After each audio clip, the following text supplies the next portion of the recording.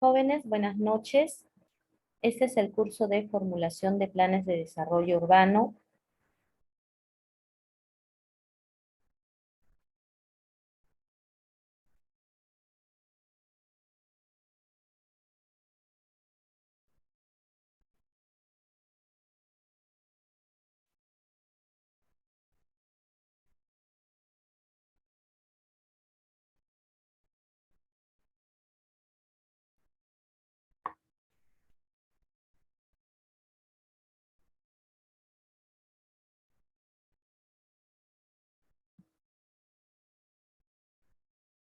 Y estamos en la semana número 5. Permítanme, por favor, compartir.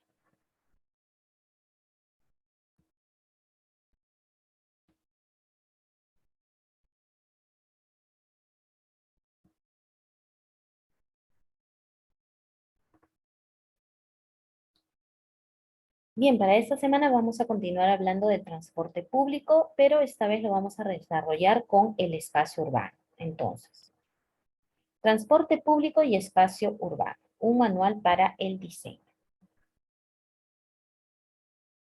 Los vehículos de transporte y el medio urbano. Entre todos los factores que influyen en la implantación del servicio de transporte público urbano, la dotación de un material móvil adecuado es un aspecto clave para el éxito de la oferta, especialmente en el caso de transporte de superficie. De hecho, que puede tratarse incluso de un aspecto estratégico para la imagen de calidad de la ciudad.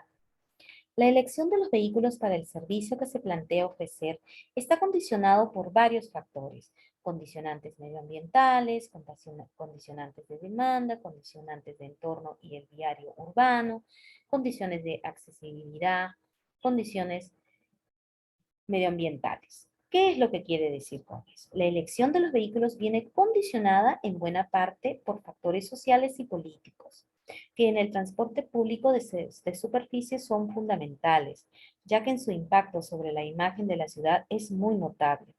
Además, el transporte público de servicio es un servicio que desplaza de forma masiva a ciudadanos de muy diferentes características sociales de un lugar a otro, con una incidencia fundamental sobre el funcionamiento de la ciudad. Obviamente, en el transporte subterráneo de viajeros, el metro, las condicionantes sociopolíticas son menores a la hora de escoger los vehículos que prestarán el servicio. Uno de los condicionantes fundamentales de tipo sociopolítico suele centrarse en escoger un vehículo de características sostenibles desde el punto de vista medioambiental. Ello se traduce en el deseo de disponer de un material móvil que no emita gases, de bajo consumo energético, lo más silencioso posible y que en definitiva tenga poca incidencia en la vida urbana, aunque cumpliendo su función de transportar ciudadanos de forma adecuada. Y además cumpliendo las iniciativas medioambientales como la Agenda 21 que han adoptado muchas ciudades. En primer lugar, los gestores del transporte público de la ciudad deberán tener en cuenta la fuente de energía que consideren más favorable, la cual de entrada marca el tipo de modo de transporte elegido. En el balance energético entre modos deben considerarse los consumos tanto para la construcción de los vehículos como para la tracción del mismo durante el periodo operativo. Entre los sistemas de transporte público urbano, el tranvía tiene unos consumos menores en relación a los pasajeros por kilómetro transportados, seguido del autobús, el metro o ferrocarril, y finalmente el automóvil, que aparece como el gran consumidor de energía de nuestras ciudades. En segundo lugar, se deberá tener en cuenta las emisiones contaminantes que producen los diferentes vehículos de transporte público. En el caso del tranvía, la elección del vehículo no presenta reparos de tipo medioambiental, ya que se trata de un sistema de tracción eléctrica, sin emisión de humos y bastante silencioso dentro del contexto del tráfico urbano. Es decir, en todo caso, las emisiones contaminantes se producirán en el lugar de producción de la energía eléctrica consumida por el tranvía, pero no en la misma ciudad. En cambio, en el caso de los autobuses, el condicionante medioambiental suele traducirse en el deseo de adquirir un vehículo que no sea de tracción diésel o de combustión interna, aunque a menudo no se tiene bien definida cuál debe ser la alternativa a escoger ni las ventajas medioambientales reales que aporta dicha alternativa. Por lo que respecta a la contaminación acústica, debemos recordar que un tranvía genera 46 veces menos ruido que los coches y que los autobuses generan 11 veces menos ruido que el número de automóviles equivalente. La mejora en el mantenimiento de las flotas, el uso de las tecnologías más silenciosas y la instalación de materiales insonorizantes han reducido enormemente la contaminación acústica del transporte público en los últimos años. Paralelamente, el peso del autobús en la emisión de contaminantes se ha reducido considerablemente en los últimos años debido a la expansión del vehículo privado y a una gran mejora de las condiciones medioambientales de la combustión de los motores diésel. Por ello, la contribución actual de los autobuses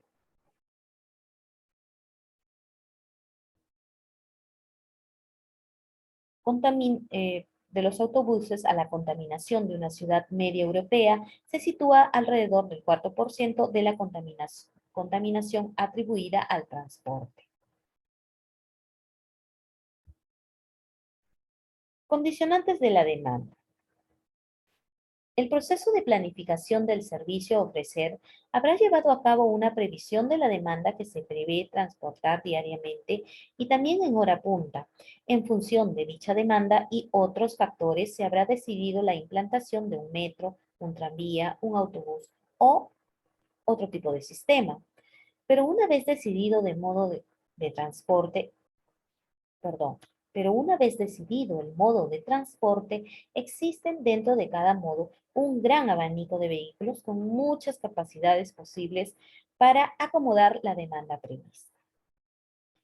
Centrándonos, por tanto, en los vehículos de transporte de superficie, en el caso de las tranvías, la elección del material móvil se ha simplificado hoy en día gracias a la arquitectura modular de las composiciones que permite en la práctica, una vez escogido el modelo del fabricante, adaptar dicho modelo a las longitudes y capacidades requeridas por la demanda.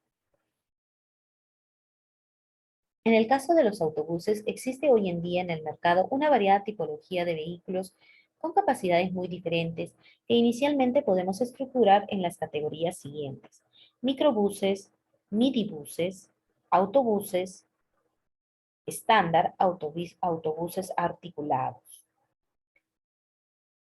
Condiciones del entorno urbano. Las ciudades europeas han ido creciendo desde hace siglos, desde unos núcleos urbanos medievales hasta las grandes ensanches del siglo XIX y la dispersión suburbana del siglo XX. El espacio y la forma de la vía pública tiene mucha relación con las circunstancias de este crecimiento. Desde una trama viaria irregular y de calles estrechas propia de la ciudad medieval hasta una disposición más geométrica de los ensanches y una nueva dispersión viaria de la ciudad suburbana. La escasez de espacio destinado a la vía pública suele ser, pues, una característica de las ciudades actuales, sobre todo teniendo en cuenta el gran número de actividades que usan dicho espacio y los requerimientos que presionan sobre el mismo. El transporte público se presenta entonces como una solución y no un problema para la escasez de espacio. Se ha calculado que por un vial de 3 a 5 metros de ancho en una vía urbana pueden circular durante una hora unas 2.000 personas en automóvil, 9.000 en autobús y 13.000 en tranvía y 19.000 a pie. Pero una vez decidida la implantación del transporte público, el viario o la vía en el que debe inscribirse una línea de autobús es un condicionante fundamental a la hora de escoger las características técnicas de los vehículos que deben circular. Los factores principales a tener en cuenta son el ancho efectivo de los carriles de circulación por donde debe pasar el autobús, condiciona sobre todo el ancho del vehículo. Otro Otro factor sería radios de giro en cruces y glorietas, condiciona sobre todo la longitud del vehículo. Otro factor es pendiente de las calles y longitud de las mismas, condicionan la potencia del vehículo. Y el último factor sería la situación y accesibilidad de paradas y estacionamientos. Inciden también especialmente sobre la longitud del vehículo y su gálida.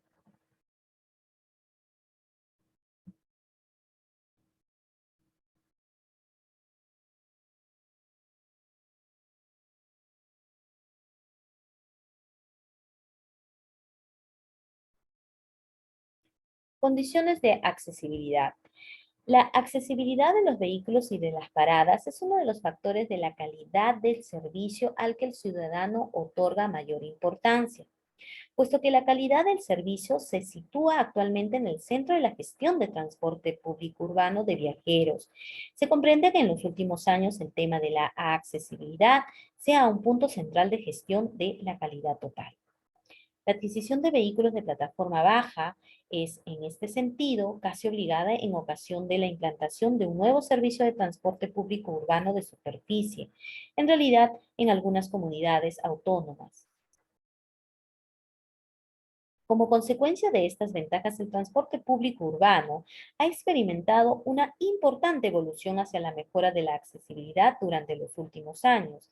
La realidad es que el 53% de la flota de vehículos de las empresas públicas y privadas afiliadas es de 3.763 autobuses en un total de 7.100. Son ya de plataforma baja.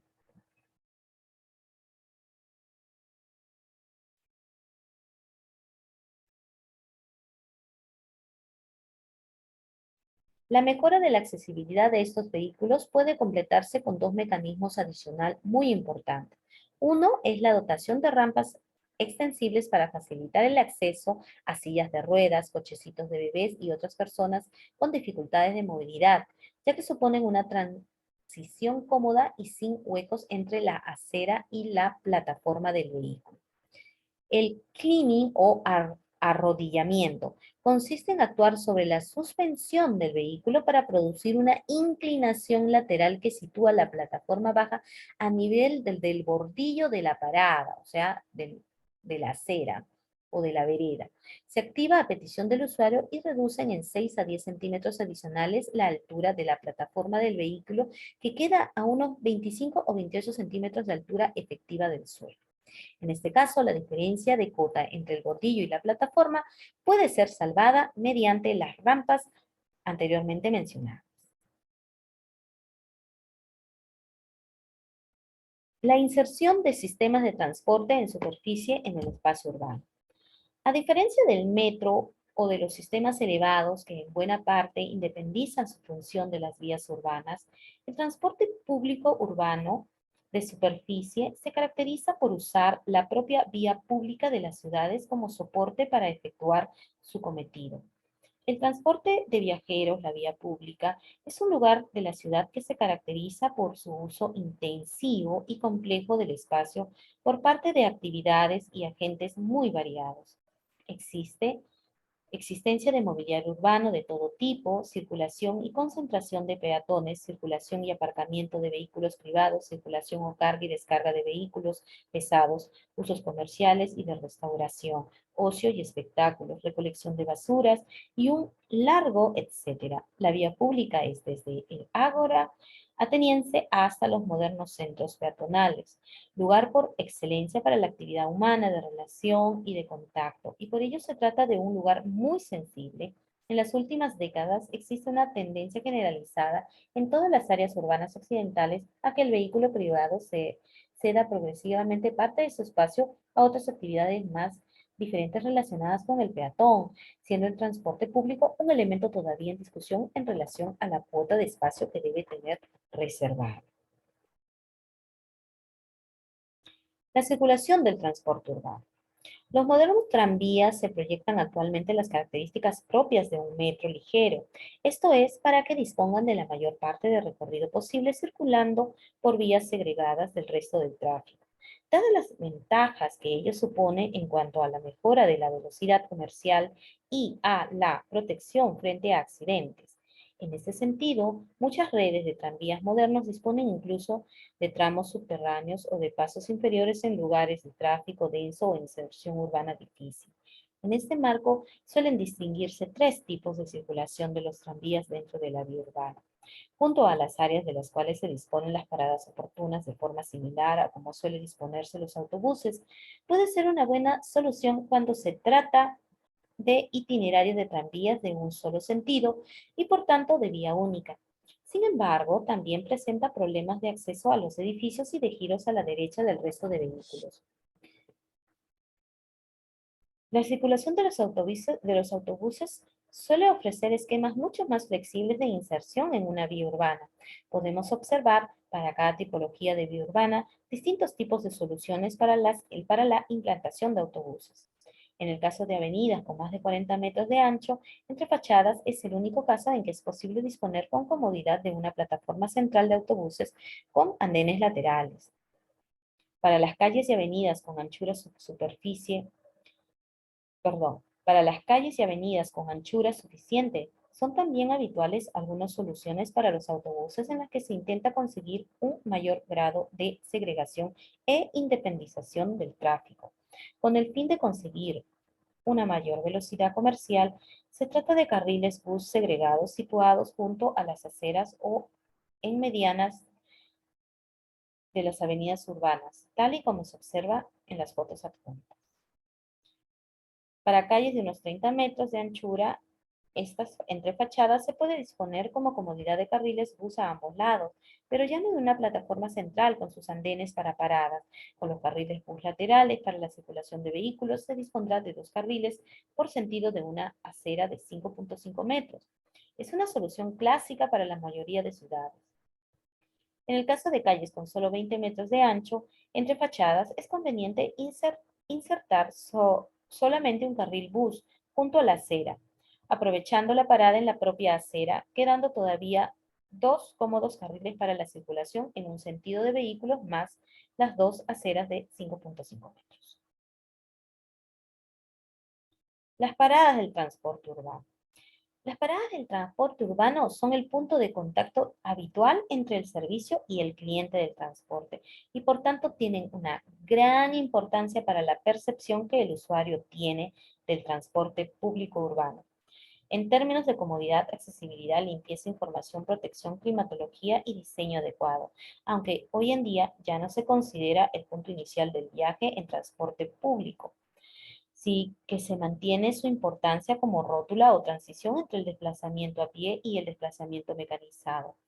Unas paradas descuidadas, situadas en entornos poco apropiados, difícilmente accesibles a causa de impedimentos físicos con escasa o errónea señalización, poco protegidas de la lluvia o el viento, inseguras, sucias o alejadas de los autobuses seguramente comportarán una valoración negativa de los usuarios y les incitará a no usar un transporte público que paradójicamente puede contar con unos vehículos y servicios adecuados. De igual modo, tiene importancia el desplazamiento desde el origen del viaje hasta la misma parada, de forma que es necesario también prestar atención a la adecuación de caminos peatonales, los pasos de peatones, las aceras, etc. Los autobuses disponen de puertas de salida y entrada. En la parte derecha, la situación de dichas puertas condiciona la ubicación de las paradas, exigiendo su implantación en las aceras e impidiendo la localización de andenes centrales compartidos en ambos sentidos, como sí puede suceder en los tranvías. La localización de las paradas de autobuses en la vía pública puede tener las variantes básicas que se relacionan a continuación. Por ejemplo, parada en el borde de la acera y estacionamiento del autobús ocupando un carril de circulación. Otro vendría a ser la parada en el borde de la acera y estacionamiento del autobús en la zona de aparcamiento de automóviles. Parada en el borde de la acera con plataforma de parada en la zona de aparcamiento y estacionamiento del autobús, ocupando un carril de circulación.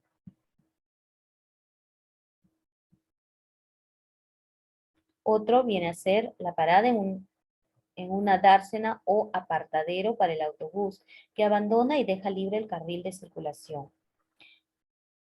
Y otro es parada en el borde de la acera en un carril de circulación exclusivo para el autobús.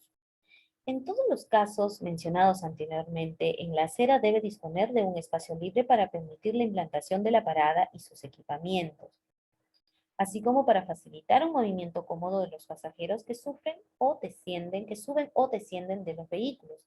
El hecho frecuente de no respetar estas dimensiones mínimas provoca dificultades para el movimiento de los viajeros, que son graves cuando la puerta del autobús coincide con algún obstáculo situado en la acera.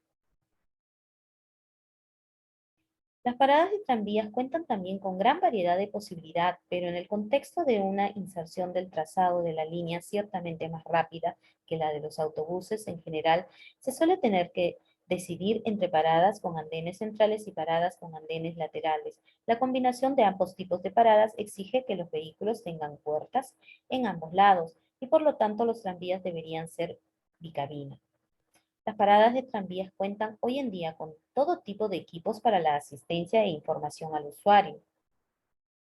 Las estaciones de autobuses son puntos de estacionamiento conjunto de autobuses en una ciudad, generalmente paradas terminales donde confluyen distintas líneas interurbanas que deben estacionarse un cierto tiempo y que en un caso permiten el intercambio con la red de autobuses urbanos y de metro ferrocarril.